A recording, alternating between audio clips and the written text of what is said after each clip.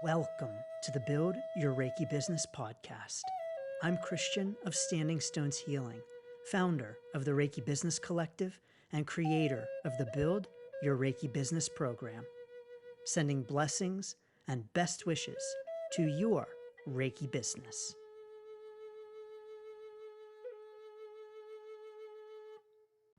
Greetings, welcome, and thanks for tuning in to this week's episode of the Build Your Reiki Business podcast. I'm Christian of Standing Stones Healing, and I am grateful to have you here, so welcome and thank you. In this week's episode, we're talking about how to start a Reiki session, how to start a Reiki session in your Reiki business. You know, there is no one right way to start a Reiki session. And this week's episode of the podcast is inspired by lots of questions that I get. This is actually a common question that I get that I'm often surprised about because it's not something that ever really occurred to me to have as a podcast episode, but I've had so many people ask me about it and ask about starting a session that I thought we better have a podcast episode on it. And so this week's Build Your Reiki Business podcast episode is inspired by all of the questions that I get. And of course, as always, if you have a topic for the podcast that you would like me to discuss, please do feel free to reach out and let me know. I'm happy to hear from you. But before we jump into how to talk about starting a session, I want to talk a little bit about the upcoming email for your Reiki Business Workshop. On March the 3rd, I'm offering another Reiki Business Workshop. This one is all about email. And so if you ever wondered about email for your Reiki business, you will not want to miss this workshop. The link to learn more and register is down below. Of course, if you can't join live, you will get the recording, and I'm throwing in a special thank you for anyone and everyone who registers. So thank you. Now, the reason why this never really occurred to me as a question that people have and as a podcast episode is because the way in which we start a Reiki session is really so, I think, very individual to us and to our Reiki business. Indeed, many of us don't even offer Reiki sessions as part of our Reiki business. Depending upon your Reiki business model, you might not meet with clients one-on-one for a Reiki session. You might only offer products. You might only teach. And so you might never be meeting with clients, whether online, in person, over the phone, or however else anyone might see clients. You might not ever have to do the beginning of a session. And I really believe that we all have our own way of doing it. And so I first really want to emphasize that what I share with you are ways in which I might start a session, ways in which I have started sessions, ways in which others might start a session, but not ways that you have to start a session. So what I mean by that is, for instance, for my Reiki sessions, I actually don't start off a session by having someone fill out paperwork, by having someone fill out an intake form.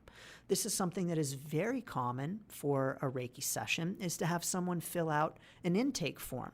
Now, before you say, oh my gosh, what are you doing? That's crazy, Christian. Everyone should fill out an intake form. Don't worry. I have them submit it electronically.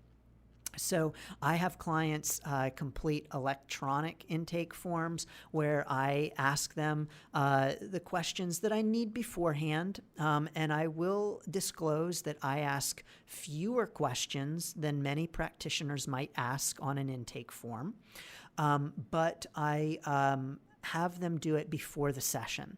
And so for my sessions, I don't have paper forms for people to fill out. They just agree to certain things, offer information on certain things electronically before the session. And so that's actually not part of how I begin a session. For others, it is. So I'll talk about that and walk you through the process and how you might want to do a session. But as with any and all of the podcast episodes and the information that I share, take it, leave it, take what resonates with you, throw out the rest, whatever. It's all up to you and important for each of us to find our own path on our Reiki business journey. And so what that means is that for many practitioners is they will have someone fill out an intake form in the waiting room and ask certain questions.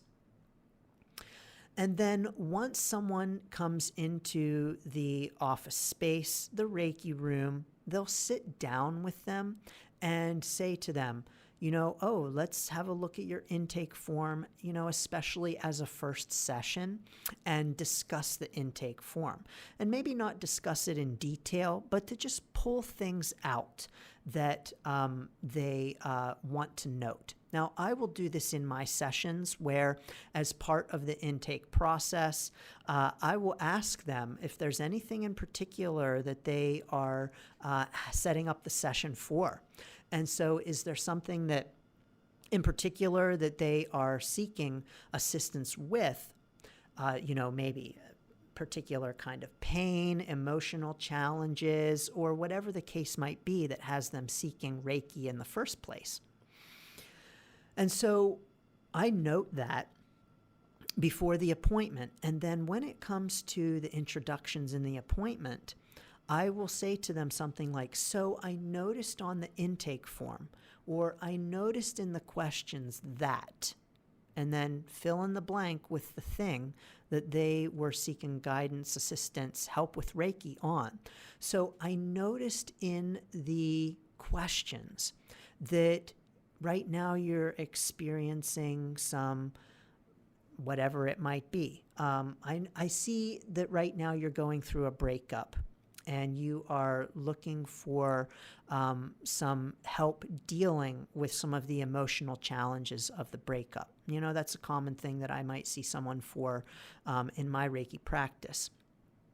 And so then I will use that as a leading question.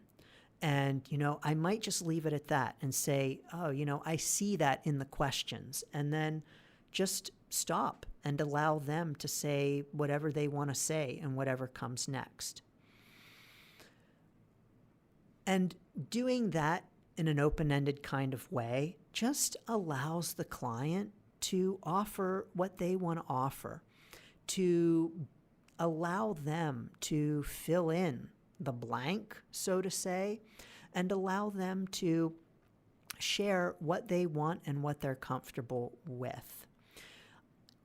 No matter how we greet a client, no matter what our session might look like to begin, I believe it's so very important for us to always honor our client and to meet them where they are at.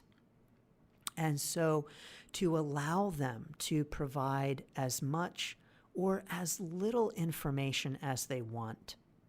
And so if they want to tell us more, great. If they don't, great. And to not force clients to share more about themselves, to not force clients to tell us things that they would prefer not to tell us. The truth is that we don't need to know anything. We don't need to know anything in the Reiki session. We don't need to know why they're there. We don't need to know about the pain in their shoulder or their divorce or their mental health challenges. We don't need to know any of that. Reiki is just going to do its Reiki thing. And we don't need to know anything or all about them to help them with Reiki. Indeed, sometimes some of us might overstep our bounds with what we know about a client and our desire to help them. But so always, first and foremost, I encourage allowing the client to share as much or as little as they want to share, and to not force a client to share more than they want to. That can leave them feeling vulnerable in a situation where they're already vulnerable. You know, if you have a Reiki business where you are seeing clients who are lying down on a table, eyes closed, that's already a very vulnerable position. And that's already something that is a risk for many people and feels uncomfortable for many people, especially their first time in a session or their first time with you as a practitioner. And so I think it's important for us to recognize that and to honor that, and to not help the client to feel more vulnerable and less comfortable with our questions and with our desire to want to know all about them, and including matters that are private. And so that means that on my intake form, in my questions, I don't ask a lot of questions, and I allow the client to tell me more if they so desire. And so I'll open up the session with, just mentioning that I see that you're here for fill in the blank, or I saw on your intake form that fill in the blank, and invite them to tell me more if they so wish. But there's never a requirement for them to do that. And so then after that, I'll explain to them what they can expect. I think it's important for us as practitioners to set client expectations. And that means expectations about how the session will work, about what they can expect during the session, and also about Reiki and what to expect from Reiki. And so that means that I will tell a client how the session is going to go. And so if it's their first time seeing me, of course I'll know that. If it's their first time in a Reiki session, you might know that, depending upon the questions that you ask. And so if it's their first time having a Reiki session, I do advise talking to them a little bit about Reiki. Now, of course, not going on in an explanation, but this is where having a blurb, an elevator pitch about Reiki is going to be very helpful. I talk about that in a past episode of the podcast in talking about Reiki, where you can just offer some short information about Reiki and, of course, answer any questions that they have. We always want to be open to any questions a client has and answering those questions openly and honestly. I really want to encourage never shutting down a client's questions, never shutting down their questions, never blowing them off, but always being open to the client's own experience and the questions that come up for them, and meeting those questions with openness, warmth, and compassion, and never shutting down a client's question. But even if you have a client who is not new to Reiki, but is new to you, it may be a good idea to talk a little bit about Reiki there as well. I see on the intake form, I see that you've had a Reiki session before. I'm so excited to have you here for your first time with me. So thank you so much. And, just to tell you a little bit about Reiki as a refresher, you may want to do that and tell them a little bit about Reiki, because you don't know what their past experience was like. You don't know what kind of past practitioner they had. You don't know maybe even what kind of misinformation they may have received. And so doing a check-in with them about that past experience, even, I see that you've had a Reiki session before. How was that for you? What did you think? What was your experience like? to get an idea of what their experience may have been like. And again, to be prepared to give them your little blurb about Reiki so that they know what your stance is and what to expect from a session with you. And they may very well have forgotten anyway exactly what Reiki is, but to include that as you explain what comes next and what's going to happen in the session. And so then I might say, well, so in a session with me, this is how I operate my sessions, and then explain to them what I do. Now, in my sessions, I will say to you that in my sessions, I typically begin my Reiki sessions with some drumming. And so I'll explain to them, I like to begin my Reiki sessions with drumming. This is not part of the traditional system of Reiki, but I like to start with drumming because it helps to get you into a meditative state. Is that okay with you? And then ask the client, is it okay with them? Anything that we do in a session, I think is very helpful to ask a client how they feel about it and how it resonates with them. Now, in my in-person sessions, I do hands-off Reiki. I really don't do hands-on Reiki. I may do that from time to time sparingly with a client who is a repeat client. I'm a man. Many of my clients are female, and I just like to do hands-off just as a general rule. I also find that for me, hands-off is just more effective in my Reiki practice. I'm just able to sense the energy better personally. But of course, I will put hands-on depending how the client feels about it, depending upon their requests. And so I'll check in with them about that. And I'll explain, in my Reiki sessions, I typically hover the hands a couple of inches above the body. And just let them know that that's how I operate, and get them, get their feedback on that and how they feel about that, how that resonates with them and what their thoughts are. I have some clients who prefer touch, who say, like for instance, a massage therapist who is touching all day, every day, and really appreciates touch.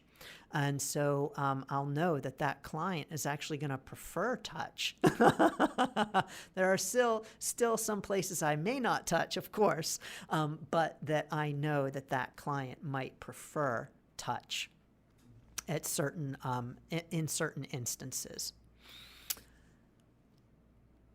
But I believe it's important for us as we begin a session to check in with the client to make sure that they feel comfortable, even something as simple as the temperature in the room, whether or not they're comfortable, whether or not they prefer sitting or lying down, whatever their preferences might be, to give the client control. This, I believe, is very important because a client, like I said previously, it's a vulnerable kind of experience for them. And on some level, they have to give up some control in order to feel comfortable enough to lay down with their eyes closed on a table, even sitting in a chair. That's a scary thing for many people. And so they have to give up some control in some way, such that I believe it's important for us as the practitioner to give them control in other ways. And so how I start a session is to let them know that they have control. Then, of course, I will turn off the lights. You don't have to have the lights off for Reiki. Reiki is lights on, lights off. Reiki is going to work no matter what the brightness is in the room. And of course, I allow the client to have control over that as well. I once had a client tell me, she was lying on the table. The light was shining bright into her eyes. Before I could ask her if she wanted me to turn the light on or if she wanted the light off, because this is something that I ask. Before I could even ask her this question, she launched into a whole big thing about how she was doing, how her life was, and just on and on and on. Such that finally, when I had the chance to say, would you like me to turn the light off?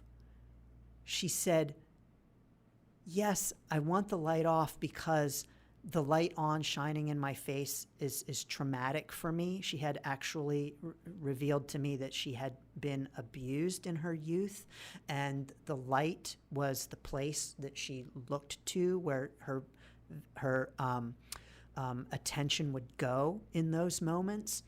And so I was like, damn it, I wish I had gotten a chance to ask sooner about turning the light off to find out at that point that, oh gosh, that was, a trauma trigger for her. And here was the light shining in her eyes that whole time she was telling me about her experience. And so it's important for us to be asking those questions and honoring our clients' wishes. And then as I get into the session, I'll start with the drumming. I'll do the drumming. The client is going to know about how long I'll be sending Reiki. I'm going to explain to them how I'm going to move through the session, down one side of their body, back up to the head, down the other side. Of course, we all do it our different ways. Some might have the client flip. I don't personally. But, to just narrate that for them and explain that for them, so that they know what to expect. I will even explain to them what happens afterward. Then I'll bring you back afterward with some light, gentle drumming, and then we'll be able to talk about your feelings, your experiences, what you thought. You're welcome to share anything that you might like or not like to share. And so, I give them that expectation as well so that they know exactly what's going to happen. I do encourage you to find what works for you in starting a session, but I strongly, strongly encourage making sure that you are open to client questions, that you are welcoming, that you are understanding, that you are honoring of that vulnerability, and that you are ready to narrate the experience in terms of the expectations, including with Reiki, how it works, the outcomes that they might or might not experience. It's important for us to find what resonates with each of us and to do it our own way, but I do recommend having a set way that we start our sessions and that we end our sessions too. Because I believe that if we have a set way that we do it so that it's the same for every client, then we create a consistent and coherent experience for the client so that they know what to expect every time they come to us, that we release and relieve some of the pressure on ourselves. Oh, what am I going to do in this session? How is it going to work? How's this going to operate? No, we already know how it works. We got it down. We know how we start. We know what we say, even if it's memorized. Okay, so what? But we know how it works at the beginning, and we know how we're working it at the end and closing a session. And having that set way of doing it is going to allow us to free up that energetic and mental space to be present in the moment and to be present with the client. So I'm sending so many thanks to you for being present here with me. How do you start a session? Please do feel free to join us in the Reiki Business Collective and tell us all about it at facebook.com/groups/Reiki Biz. Well, however you start your sessions, I'm sending so many blessings and best wishes to your Reiki business. Thanks for tuning in to the Build Your Reiki Business podcast. Please like, share, subscribe, and send to a friend. Learn more about the Build Your Reiki Business program at standingstoneshealing.com/build. Sending blessings and best wishes to your Reiki business.